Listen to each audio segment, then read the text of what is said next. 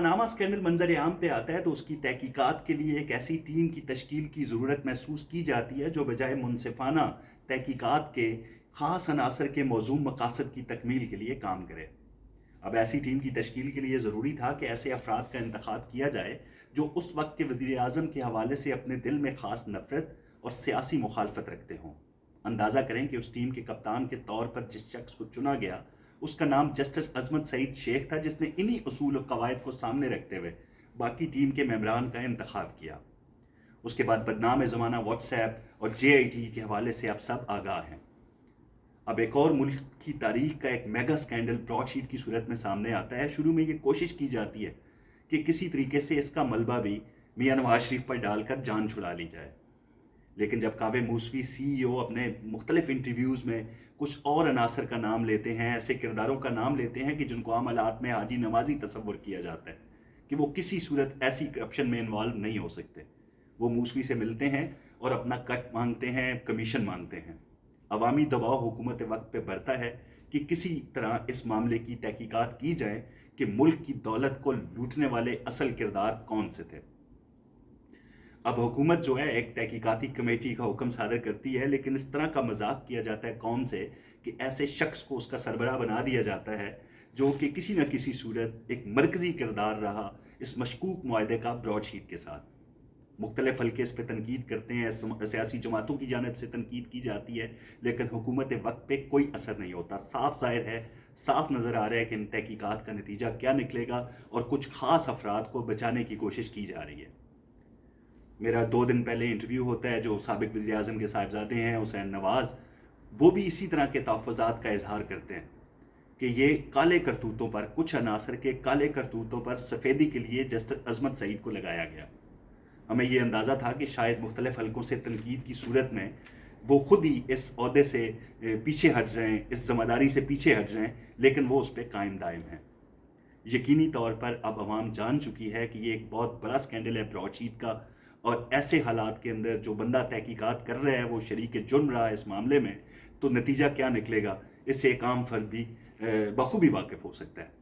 اب حسین نواز کا یہ کہنا تھا کہ یہ جو شخص ہے عظمت سعید، یہ بلا کر اس وقت کے مسلم لیگ کے جو اٹارنی جنرل تھے ان کو یہ کہتا تھا کہ آپ نے جو ہماری بات ماننی ہے یا ہم سے لڑائی کرنی ہے۔ اس طرح کا دھمکی امیز رویہ اختیار کیا گیا۔ کمرہ عدالت کے اندر اس وقت کے وزیر اعظم کے لیے ان کے کیا الفاظ ہوتے تھے جس سے ان کے حوالے سے سیاسی مخالفت اور نفرت عیاں ہوتی ہے، کس طرح ان کو سسلین مافیا کہا گیا اور دیگر القاب سے ان کو نوازا گیا، بلکہ وزیر اعظم جو اس وقت تھے ان کو یہ کہا گیا کہ آپ کو پتہ ہے کہ اڈیلا جیل میں بہت جگہ ہے۔ یہ ساری باتیں حسین نواز نے اپنے انٹرویو میں کہی۔ جب میں نے ان سے سوال کیا، پوچھا میں نے ان سے کہ آپ کو کیا اعتراض ہے، عمران خان اگر ایک تحقیقاتی کمیٹی بنا رہے ہیں جو اس میگا سکینڈل، میگا کرپشن کے حوالے سے تحقیقات کرے گی، تو عظمت سعید ہو یا کوئی اور ہو